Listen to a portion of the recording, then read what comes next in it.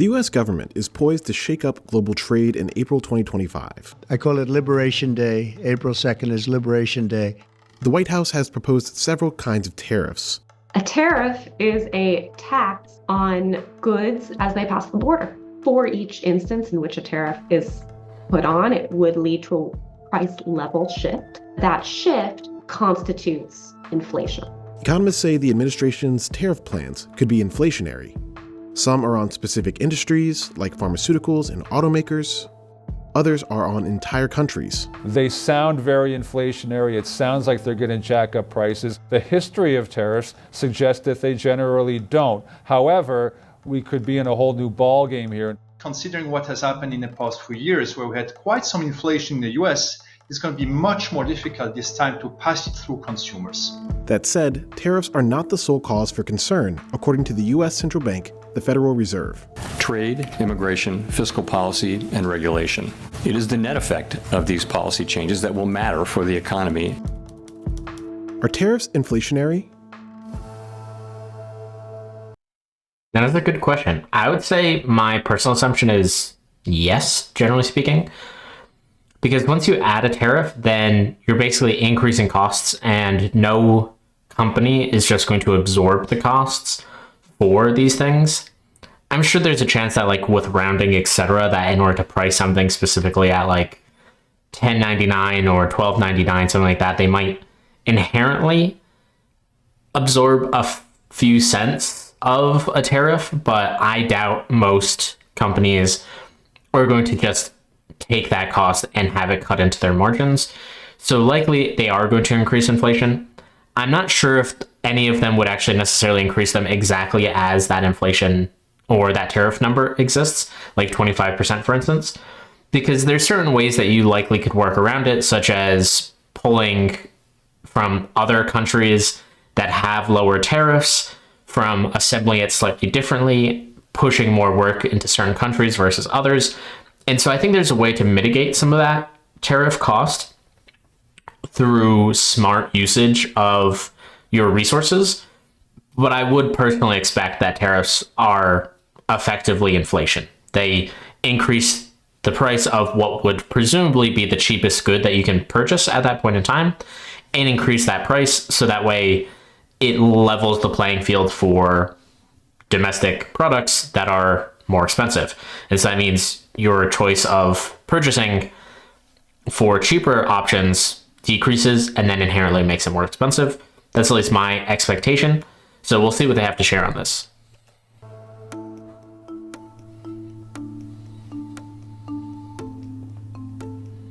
Over the first half of the 2020s, the prices that Americans pay for items of all kinds rose at a fast pace. Higher tariff rates could make prices begin to climb again.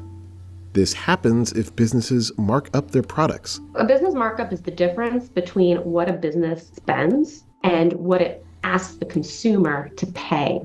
Because most producers and retailers charge a markup, it's really important to take into account how these markups respond to cost changes of imported components. Businesses have the discretion to absorb those costs or pass them on to consumers. You have to be aware that if you increase prices, consumers will consume less. We have been in this inflationary environment in the US for a longer period of time, so that the budget of consumer has gone down quite systematically for this kind of spending. The White House rapidly proposed several tariff rate increases in the spring of 2025. This has led to confusion among a range of business leaders. The oil and gas industry, for example, is feeling pessimistic amid the uncertainty. Automakers have concerns too. Many parts within the vehicles cross borders under past global trade agreements. With tariffs in place, cars assembled in North America could cost $4,000 to $10,000 more. Even though the American consumer is not necessarily buying this engine themselves, this is still going into the light truck that they are ultimately buying. What we have seen, for example, is an increased inventory. A lot of cars were sent over the Atlantic and the Pacific pre-Trump, but it means also that you can have a slowdown then in production in these countries afterward.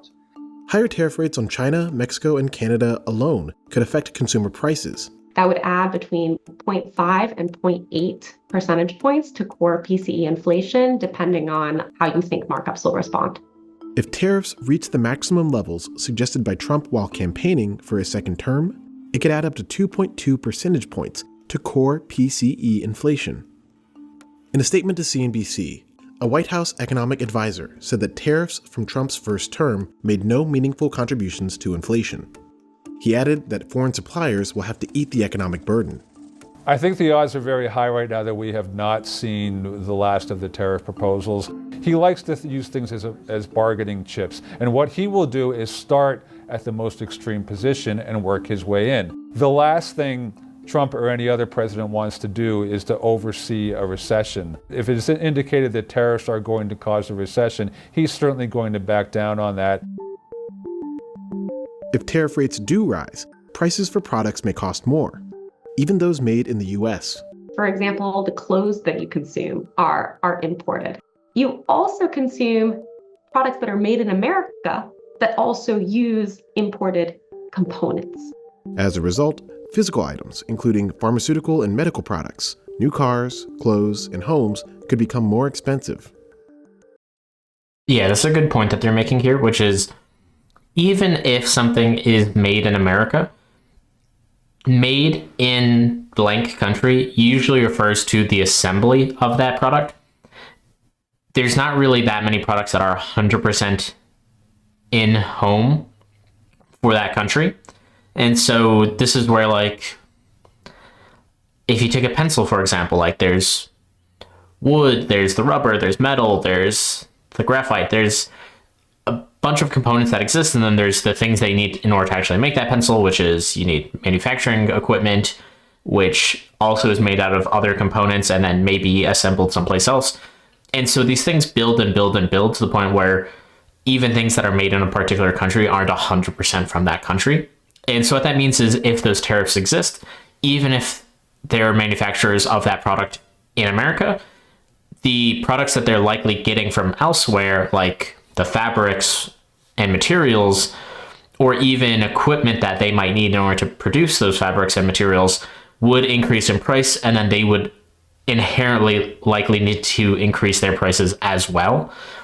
And so this is where inflation again kicks in, which is it's not like those tariffs come in for that other country and it's just on the finished product, it's any component as well.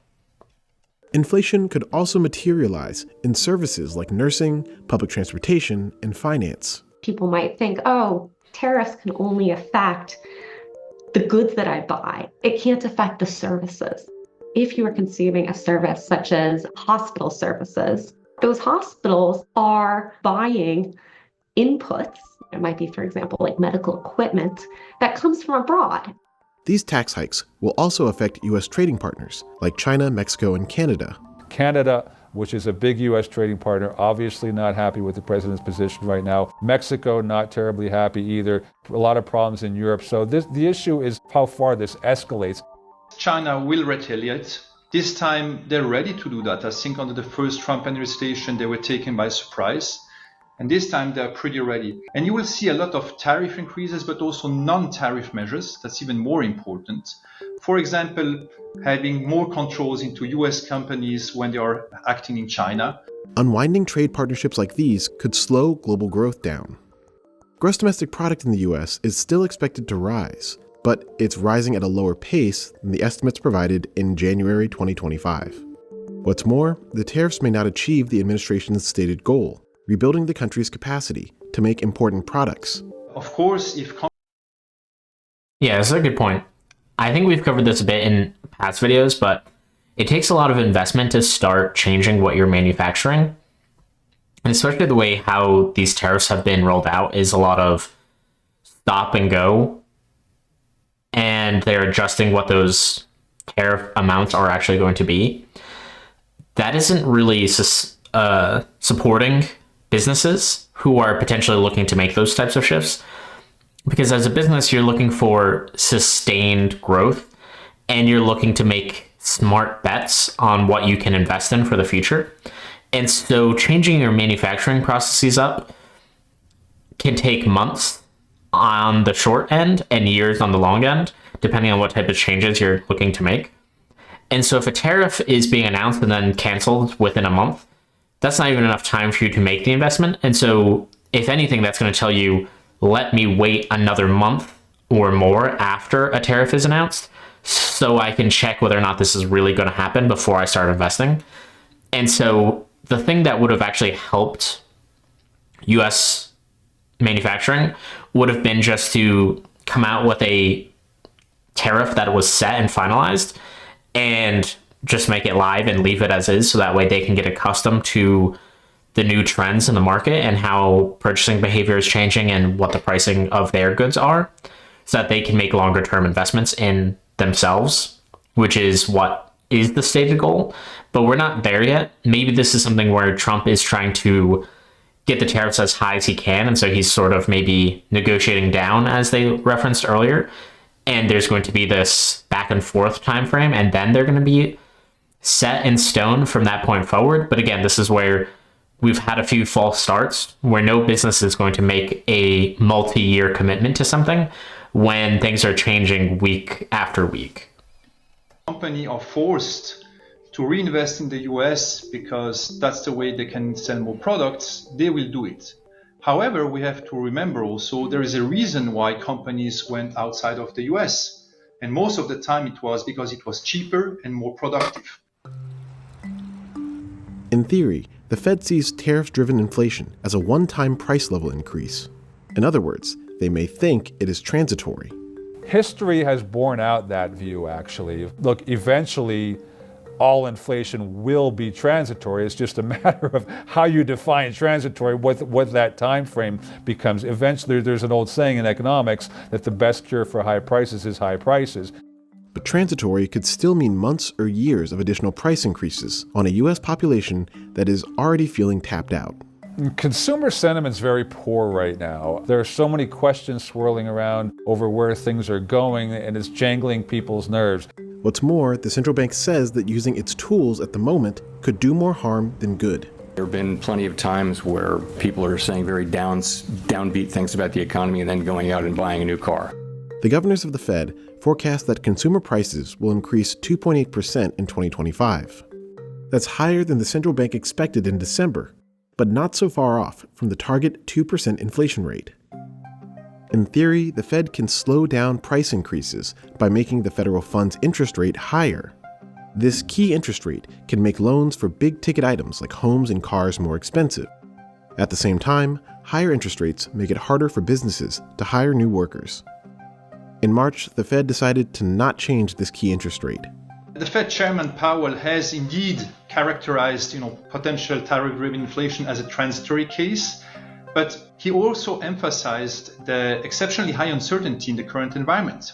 And he said that if long-term expectations were to raise and were well anchored, then he will have to act. When you look at inflation right now being whatever your gauge is, somewhere from the mid-2s to the low 3s, that's not way out of sorts for where we want to be, but it puts the Fed in this kind of box in terms of what can we do policy-wise. The answer right now isn't a whole lot. And yeah, this is where 2.8 might seem very close to 2%, but if you look at it kind of on a larger scale, that's maybe 40% higher as another way of looking at it. And again, since they're looking for round 2, likely they're not going to stop having higher interest rates until it gets below 2% at some point in time. So if you're comparing like 2.8 to like 1.9, for instance, those are noticeably far. And this is where generally the Fed likes to only decrease once they start to do that. And they're going to likely try to avoid increasing interest rates again. But what that means is that they're going to likely hold firm on the current interest rates for longer and longer stretches of time until they see that 2.8 go down to like 2.6 or below and sustain at those lower numbers. And then they'll start to decrease again and then hold and repeat until eventually we actually get at 2% or less. they're not going to do a whole lot. They just don't know because we don't know the extent of tariffs. Thank you for watching. If you've enjoyed what you've seen, please hit like or subscribe. I'll see you around.